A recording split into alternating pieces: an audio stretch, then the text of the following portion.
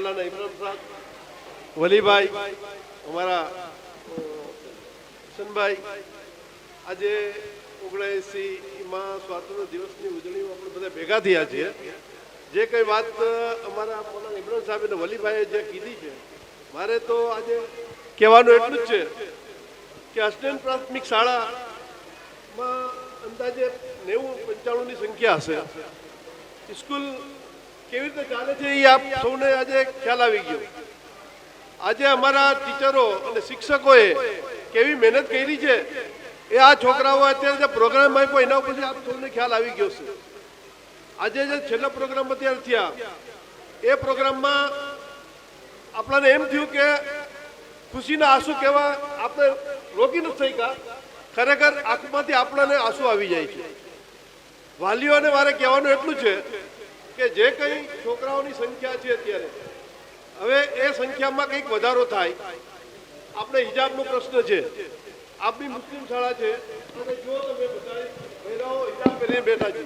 આપણે બીજી શાળાઓમાં જાય છે, હિજાબ પહેરવા દેતા નથી. આપણી છોકરીઓ અત્યારે 8મા પછી જાય, અમે મંજૂરી માંગી છે 9માની, પણ 7-8ના અંદર છોકરીઓને હિજાબ આપણે પહેરે એ જરૂરી છે, હિજાબ પહેરે છે. પણ આપણી સંસ્થામાં અત્યારે મંત્રીમાંથી છોકરાઓને અહીંયા એડમિશન માટે આવવા દેતા નથી. કેમ? કારણ કે ફક્ત 90-95ની સંખ્યા છે. સંખ્યા ખરેખર હોવી કેટલી જોઈએ? 250-300ની હોવી જોઈએ. અત્યારે 90-95ની સંખ્યા છે. આ કેવડી મોટી સંસ્થા છે, કેવડો મોટો મદ્રસો છે, કેટલા રૂમો છે. સંસ્થામાં અત્યારે સંખ્યા કમસે કમ 250-300ની હોય. તમને ખ્યાલ નથી? ફક્ત 500 રૂપિયા ફીસ છે. દરેક સ્કૂલમાં તમે જોજો, જે બસ લઈને આવે છે એની ફી અલગ હોય છે અને ભણવાની અલગ હોય છે. અહીંયા બસની અને ભણવાની બધાની થઈને 500 રૂપિયા ફીસ થાય છે. હવે તમે વિચાર કરો, દર મહિને કેટલા રૂપિયાનો ઘટાડો આવે છે. એ તો દાતા મોકલે જ છે.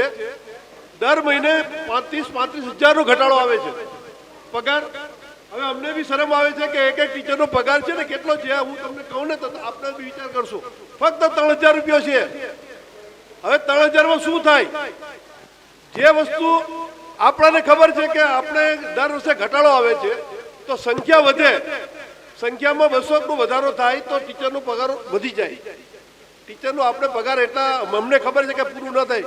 એ સારું કહેવાય કે એ સેવાઓ આપે છે, બાકી કોઈ ના આપે. એટલે એવી સેવાઓ આપે છે કે છોકરાઓને કેટલા તૈયાર કર્યા છે કે આ જે પ્રોગ્રામ થયો ને, એવો પ્રોગ્રામ તો મને લાગે કે મુસ્લિમ કોઈ સ્કૂલમાં થતો નહીં હોય. અને હું એમ કહું છું કે અત્યારે મદ્રસો ચાલુ થયો છે. પહેલા સંખ્યા હતી, મદ્રસામાં હતી, અને મદ્રસામાં અત્યારે 15ની સંખ્યા છે. દરેક મદ્રસાઓમાં બહારના વિદ્યાર્થીઓ બિહારના આવે છે ત્યારે 150-200 થાય છે. આપણે બહારના વિદ્યાર્થીઓ લાવવા નથી. આપણા લોકલ, આપણા ગામડામાં અહીંયાના જે વિદ્યાર્થીઓ, જે છોકરાઓ આવે મદ્રસામાં, એના માટે આપણે છે ને ક્વોન્ટિટીની જરૂર નથી, ક્વોલિટીની જરૂર છે. ખરેખર એક છોકરો છે, કેટલા દિવસથી આ મદ્રસો ચાલુ થઈ? મહિનો દિવસ થયો. એની કિરાત આપણે જોઈ કેવી હશે, જોઈને આપણે તો આપણે મદ્રસામાં બી છોકરાઓની સંખ્યા કંઈક 50-60 થઈ જાય તો એ આપણે બધાએ વંથલીવાળાએ, વાલીઓએ મહેનત કરવાની જરૂર છે. એક સંખ્યા મદ્રસામાં વધે, બીજી સંખ્યા છે ને સ્કૂલમાં વધે. એટલે સ્કૂલમાં સંખ્યા વધશે તો આપણે પગારો, જે ટીચરોનો પગારો હનીફભાઈ અમારે છે એવી મહેનત કરે છે, એને પૂછો પગાર કેટલો છે.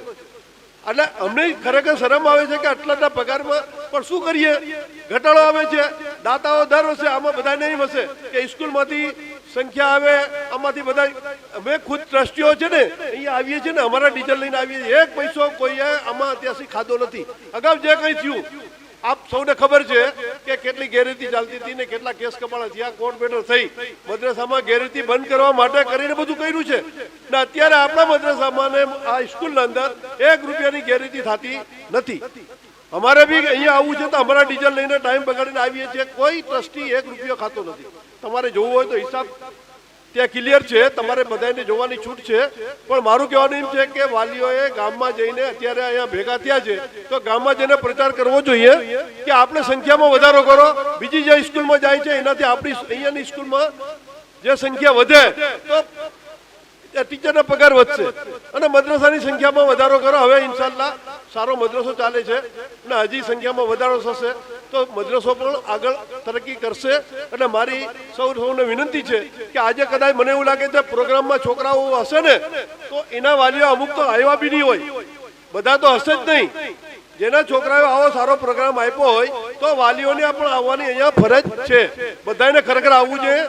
પણ એમાં બી કદાચ મને એવું લાગે છે કદાચ વાલીઓ અમુક હશે નહીં, પણ બધા વાલીઓને આવવું જોઈએ અને સંખ્યામાં વધારો કરો તો એ અમારી આપ સૌને નમ્ર વિનંતી છે. ચલો.